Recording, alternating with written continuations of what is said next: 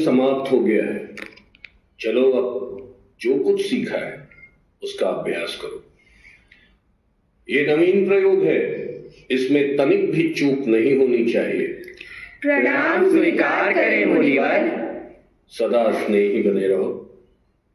ऋषिगण किस प्रयोजन से आना हुआ? हे मुनिवर, जब से आपने नाट्य शास्त्र की रचना की है, हमारे हृदय में कई प्रकार के प्रश्न उठ रहे हैं। हम उसी के उत्तर के लिए आपके पास आए हैं। पूछे, संकोच न करें। गुरुदेव, नाट्य शास्त्र की उत्पत्ति कैसे हुई? इसका उद्देश्य क्या है? आपने बहुत अच्छा प्रश्न किया। ये प्रश्न केवल नाटक को नहीं बल्कि जीवन के सार को समझने का माध्यम है। जब त्रेता युग में मनुष्य काम और लोभ से वशीभूत होकर अधर्म और संघर्ष की ओर बढ़ने लगा, तब इंद्र ने ब्रह्मा से प्रार्थना की, कोई ऐसा माध्यम हो जिससे देखना और सुनना एक साथ हो, जिससे मनुष्य धर्म, अर्थ और मोक्ष के मार्ग पर लौट सके। लेकिन गुरुदेव, वेद तो ज्ञान के भंडार हैं, उनमें जगत का रहस्य छिपा है। वेद अपने आप में इस उद्देश्य की पूर्ति के लिए पर्याप्त थे, फिर ये नया वेद क्यों? इसलिए कि वो समस्त जीवन के लिए सुलभ, सामान्य जन को नाटक के माध्यम से शिक्षा के मार्ग पर, धर्म के मार्ग पर ले जाया जा सके। इसी मंगल उद्देश्य से ब्रह्मा जी ने चारों वेदों के तत्वों को मिलाकर नाट्य वेद की रचना की है। चारों वेदों के तत्व वे क्या है गुरुदेव? नाटक में ये जो पाठ सुन रहे हो आप, ब्रह्मा जी ने इसे ऋग्वेद से लिया है।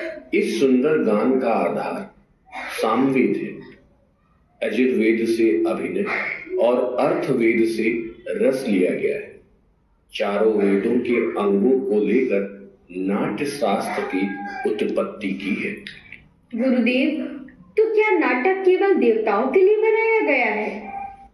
शोक से पीड़ित लोगों को आराम देने वाला होता है।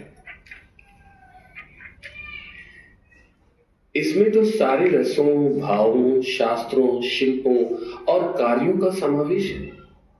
ऐसा कोई ज्ञान नहीं, ऐसा कोई कार्य नहीं जो नाट्य में ना दिखे।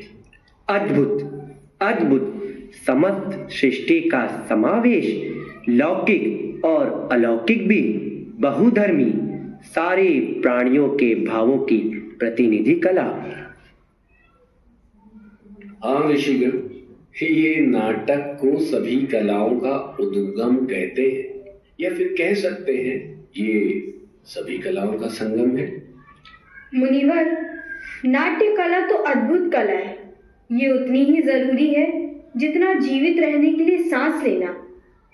फिर हमारा समाज इसे गंभीरता से क्यों नहीं लेता?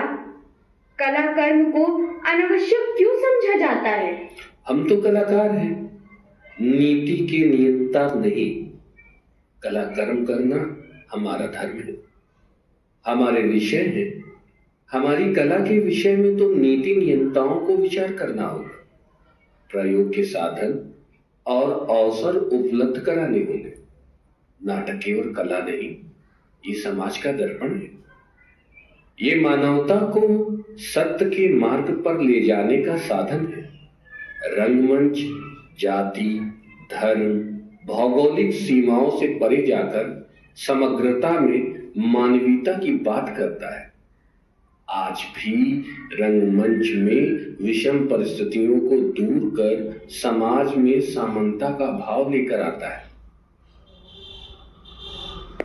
मेरे रंगकर्मी पुत्र आपके स्वागत के लिए अपनी प्रस्तुति तैयार कर आपकी प्रतीक्षा कर रहे हैं। चलिए चलकर नाटक का आनंद लीजिए।